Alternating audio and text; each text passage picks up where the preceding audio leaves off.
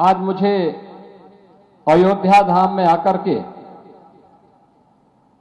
पूज्य महाराज जी के इस जन्मोत्सव कार्यक्रम के शुभारंभ के अवसर पर,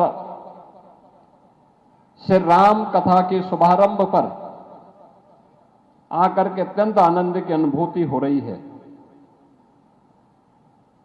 मुझे प्रसन्नता है कि अपने तर्कों के माध्यम से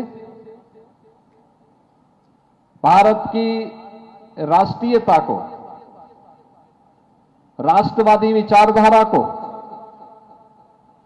अयोध्या की विद्वत परंपरा को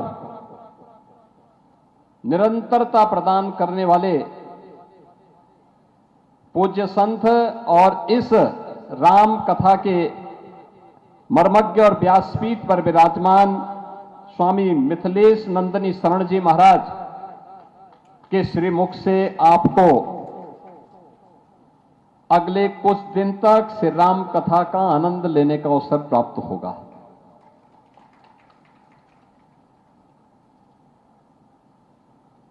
अवसर होगा श्री मणिराम दास सावनी के श्री महंत पूज्य नृत्य गोपाल दास जी महाराज के पावन जन्मोत्सव का मैं धन्यवाद दूंगा श्री महंत कमल नयन दास जी महाराज और इस पीठ से जुड़े हुए उन सभी संतों को,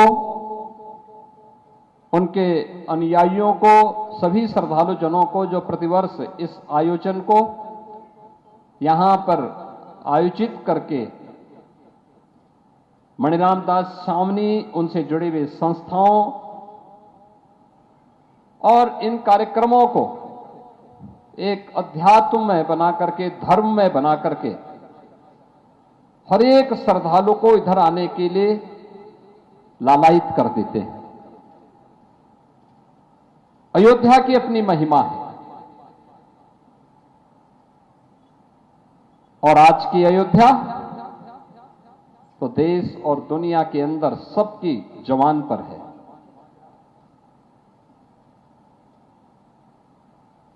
अयोध्या आज से 10 वर्ष पहले कैसी थी और आज कैसी है, ये अंतर आपको भी दिखाई देता होगा। याद करिए, अयोध्या, यही अयोध्या है। आज से 9 वर्ष पहले सड़कें बहुत संकरी थी, झूलते हुए तार, गंदगी का अंबार,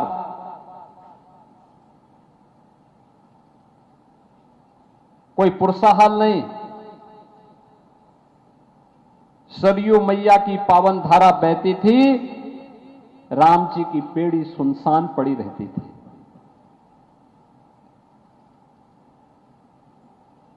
गलती से भी अगर कोई श्रद्धालु आकर के जय श्री राम बोल देता था तो पुलिस का डंडा जरूर पड़ जाता था।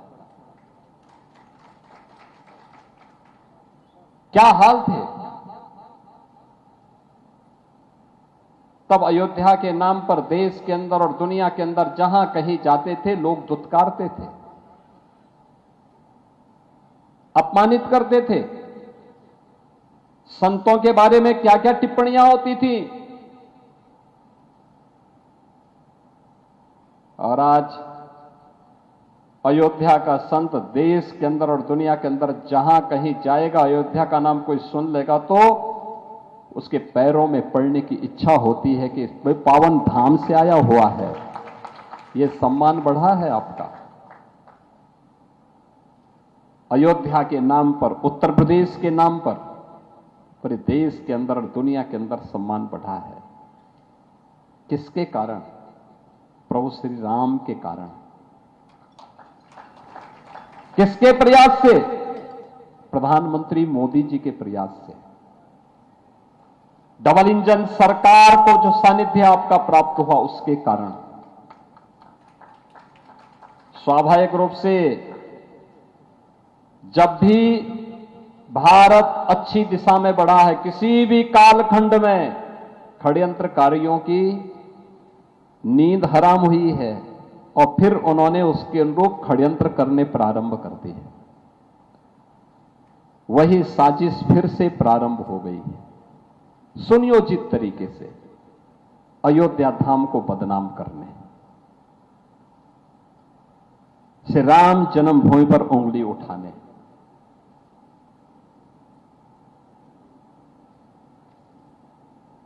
पूरी परंपरा को कोसने। जो लोग कभी अयोध्या में भगवान राम का, रामलला का दर्शन करने नहीं आए, वे आज राम भक्ति की बात कर रहे हैं। ये दोहरे चरित्र को देखो ना। जिन लोगों के शासन काल में मर्यादा पुरुषोत्तम भगवान श्री राम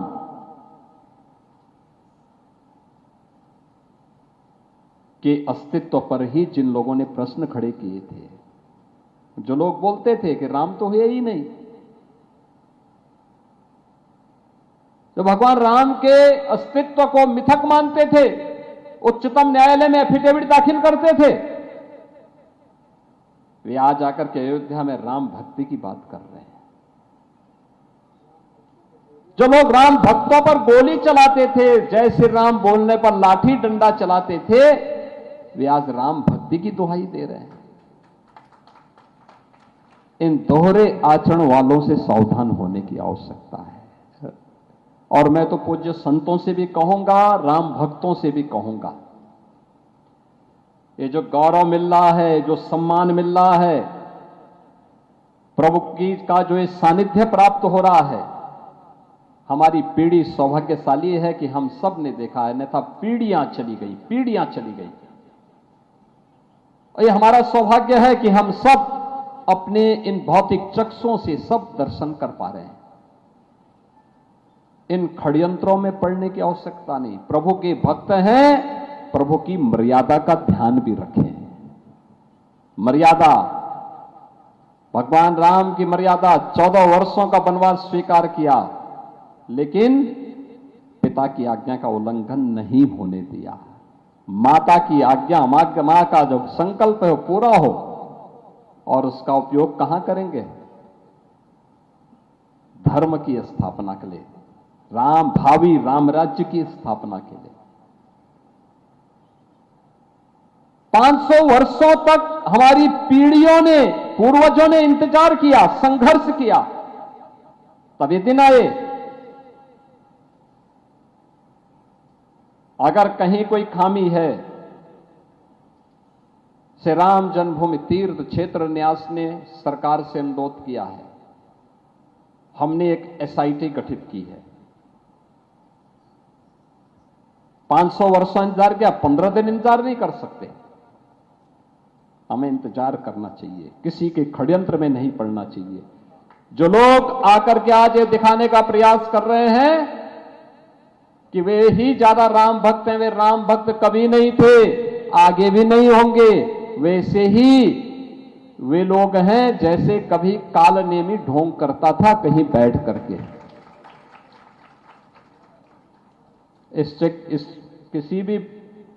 इस प्रकार के किसी भी उसमें आने की आवश्यकता नहीं। और मैं आपको इस बात के लिए आश्वस्त करता हूं, एसआईटी बनी है तो एसआईटी दूध का दूध और पानी का पानी ला देगी। मैं तो सभी से कहता हूं कि अगर आपके पास प्रमाण है, एसआईटी को आप दे दीजिए, सार्वजनिक मत करिए, क्योंकि कल आपको नोटिस मिलेगा, वे कोई भी होगा उसको नोटिस मिलेगा, उसको अगर उसका कोई वक्तव्य है उसको नोटिस मिलेगा, तो उसको उसका प्रमाण देना होगा। और अन्यथा चरित्र हनन के मामले में उनको क्या लेने के देने पड़ सकते हैं, इसके बारे में भी सोचने की आवश्यकता है। अनावश्यक रूप से टिप्पणी नहीं होनी चाहिए। हर एक व्यक्ति की एक मर्यादा होती है। अयोध्या की पहचान प्रभु की मर्यादा से है। याद रखना, अयोध्या की पहचान प्रभु श्री राम की मर्यादा से है। काशी की पहचान भगवान शंकर की जीवंतता से है।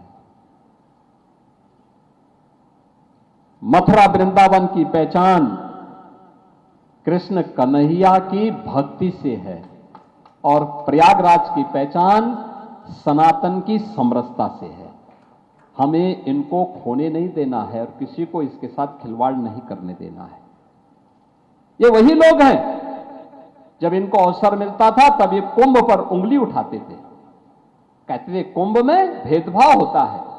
अरे जहां ये नहीं, एक ही संगम पर संत भी स्नान करता है और सफाई कर्मी भी स्नान करता है। उस सनातन धर्म पर ये उंगली उठाते थे प्रयागराज में। सत्ता में रह करके उस प्रयागराज के बारे में इन लोगों ने कुंभ के आयोजन को भगदड़ का, अव्यवस्था का, लूट खसोट का अड्डा बना दिया था। अयोध्या के राम जन्मभूमि आंदोलन में लोग विरोध कर रहे थे और आज जब यह अवसर प्राप्त हुआ है तो एक कीचड़ उछालने का काम कर रहे हैं। कुंभ का प्रभारी किसको बना दिए थे? समाजवादी पार्टी के लोग। तो अब आप बोलते हैं जो भारत माता को गाली देता हो वो आपका हितैषी होगा क्या? इसलिए सतर्कता और सावधानी का समय है। बहुत सावधानी पूर्वक जब कुछ बोलना हो प्रभु का स्मरण करो, राम की मर्यादा का पालन करो, आगे बढ़ो। जब आपने डबल इंजन की सरकार को चुना है तो मान करके चलिए कि अच्छा होगा, जो भी होगा अच्छा होगा, जो भी होगा भारत के हित में जो होगा, सनातन